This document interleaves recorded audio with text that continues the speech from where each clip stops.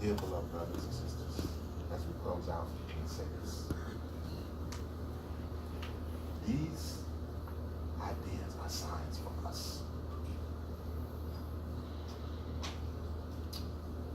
Have we, in the darkness of our lives, in the darkness of your life, sometimes it's a new beginning. Why is that? Because sometimes we don't change in the daylight. When you're making money, everything is going great, and you sailing along, cruising along, under the bright lights of prosperity, you may not be open to a change in your life. But darkness is a natural, in nature, it's a time of reflection. Naturally. Have you ever been camping? How many of y'all, raise your hand, don't say that, raise your hand if you ever been camping. When all those lights go out, and you're in the middle of the woods in total darkness, and all you guys at campfire, and maybe some stars, that's a whole new experience. It ain't like you just turn off the light in your house and everything is you secure behind 4 walls. You out in the middle of nowhere in nature, in the dark, alone or with a small group of people, and you don't know what's going on. That's the time you start thinking and reflecting. So it's a natural time of reflection. It's a time in which we are open to change in our life. Or darkness represents sometimes dark periods in our life. Sometimes you're down and out. Sometimes you're devastated by life circumstances or things come at you so hard, you're in a state of darkness. That's when Allah brings you the light. That's when Allah brings you the light. That's when Allah offers you something different. A glimpse of a new reality in your own personal darkness. That's the opening for your personal time of beginning to believe in something bigger than yourself.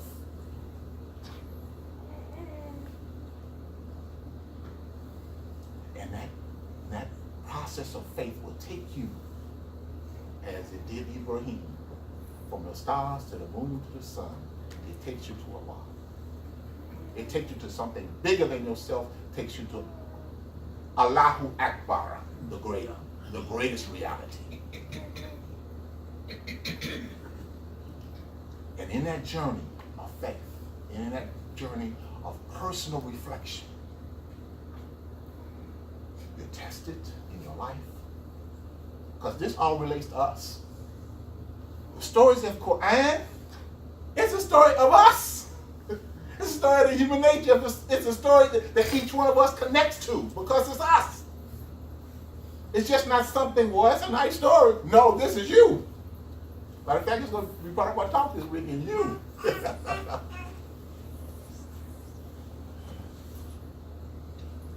go through faith and sacrifice.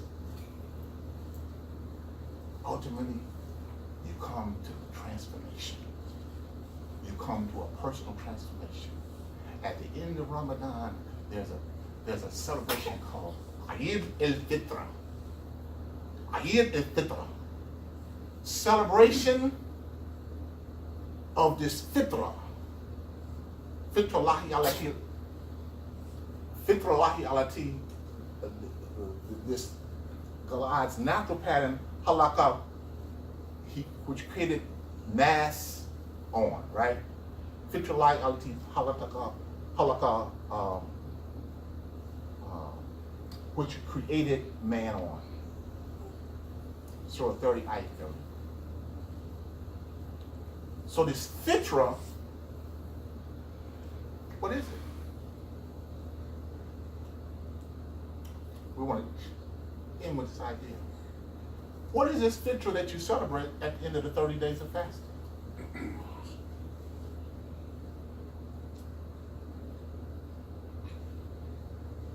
Fitrallahi alati fitra nas alayha. Fitrallahi alati fitra nas alayha. Allah's natural pattern, He created man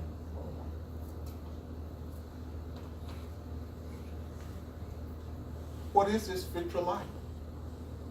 It's the return of the excellence of your nature if you fast this month.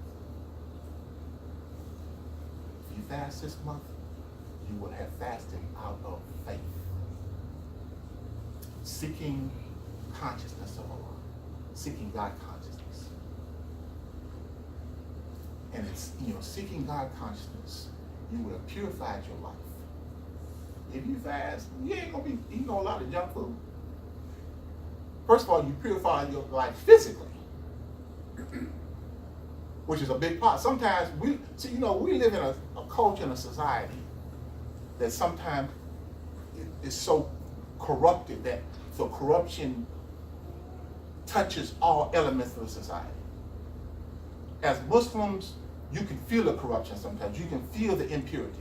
One of the biggest impurities that we undertake is impure food.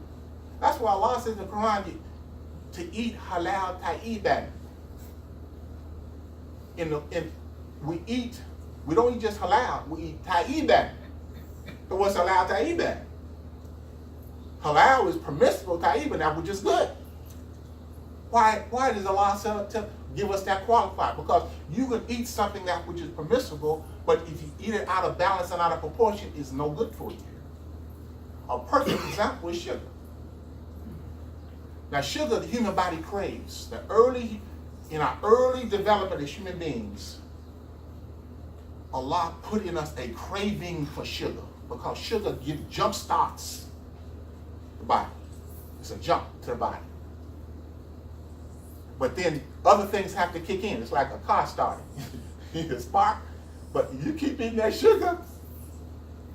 In the early human beings, sugar was not refined. It wasn't in everything. You had to search to find it. It was in fruits, naturally, and in honey, naturally. Honey was rare to get. You might get honey every now and then. Fruits have to be in season to get them. So sugar is something that's halal, but it may not be tayyib if you eat too much of it. So Allah, as a part of our taqwa, our growth in our taqwa, our consciousness, Allah makes us, when He reads this Quran, says, what is this halal tayyib? So maybe I should govern my intake of certain foods in a modern society in which we eat a lot of processed packaged foods that take us out of our natural human balance and natural human proportion. As you know, I'm writing a book, 5 universal principles of the fitra life. 5 universal principles. Oneness and connectedness. Dynamism, diversity, balance and proportion, rhythm and harmony. They're all connected. All of them are connected. Your body thrives. You are a dynamic creature. This is Asani Takawim. This is an aspiring human being. You're dynamic. Everything changes in your life from generation to generation. There's 50 years ago was one reality, 50 years from now will be another reality. It'll never be the same. It's a dynamism in the human nature that's always changing, always aspiring. That's the dynamism. The oneness is in Allah, in our connection, one God, one creation, one humanity. The diversity of Allah's creation.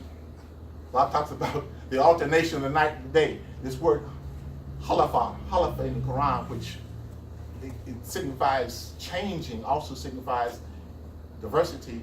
It also is a word for diversity. It means to succeed. That's where Khalifa comes from, halafa. Balance and proportion is a part of this fitra lahi. In order to get back to your fitra, you better eat a balanced diet. Not only physical food, mental, moral, spiritual food.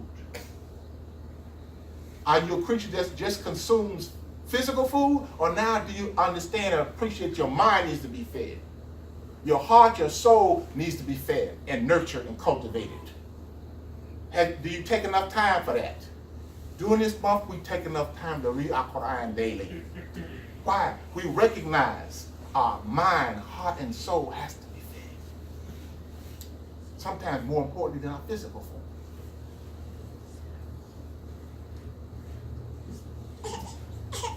Do we practice the natural rhythms of life? This is the month of personal transformation. May Allah bless each and every one of you to transform your lives. We pray Allah that we transform our life. Continue. Your relationships are sacred. Atikullah wa tasaluna bihi wa arham. Atikullah wa tasaluna bihi wa arham. Reverence Allah. The relationships of the mutuality in your relationships. And the wombs. Wombs. We come from more than one womb. We're going to talk about this all weekend, inshallah. Some of these ideas.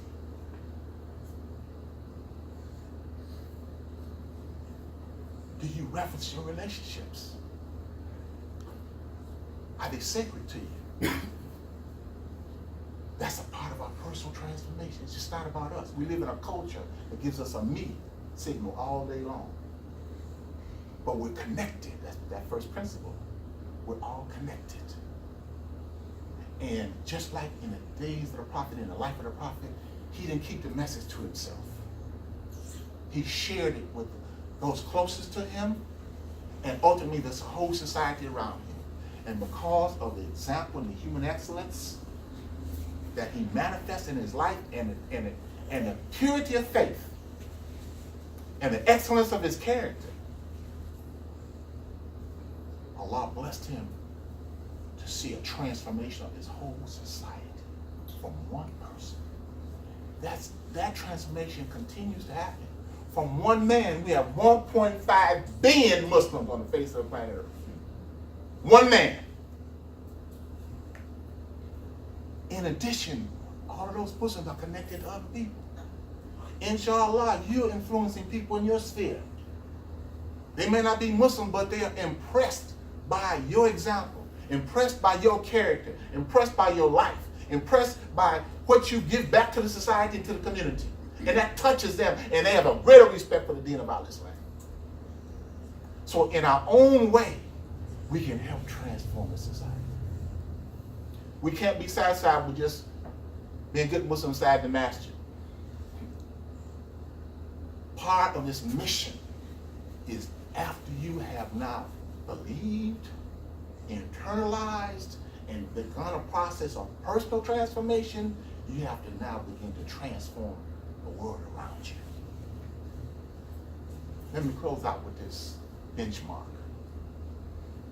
Imam Suleiman and I, we had the first, I'm almost ashamed to say it, our first conference of Imams in 2015 in Philadelphia. And we had a number of different workshops. And, but one, I remember Imam Suleiman's presentation. I made a presentation on Amahum Shurbainahum. All of our presenters did an excellent job. But one brother asked a profound question as a part of his presentation. He met Earl Elamine out of Baltimore. And this is a question I want to leave you with. And this is a benchmark that I use locally, and I've talked about it. If your masjid would disappear from this block tomorrow, with its community or this city mission,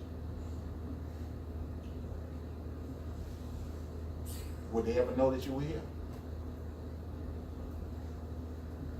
And when they, oh my God, what happened to Al-Haq? Oh, what in the world? It was such an asset to our society and our community. So it's not enough just to have good people. I know you're Imam, but I see him on Facebook all the time. He's everywhere. He's touching, shaking hands with the mayor, doing opening prayers, do all over the place, all over the country. And alhamdulillah, I try to do the same thing in my community. I try to be all over the place. But it's not enough for them to see an individual out the community. Is your community recognized for its transformative properties? If your masjid would disappear tomorrow with the community mission, with the city mission, with the society mission, could they recount all the good works that you did, how you touched their lives? That's the transformation that comes out of this deen, that comes from this blessed month of Ramadan. That's the transformation that we want for our lives, individually and collectively. Exemplified by Prophet, peace and blessing be upon him, inshallah, now internalize and simplify for us. Peace be unto you. Astaghfirullah, astaghfirullah, astaghfirullah. Allahumma anta salamu wa minka salamu wa tabarakta. Ya dha jalali wal ikram. Rabbana taqabbal du'a.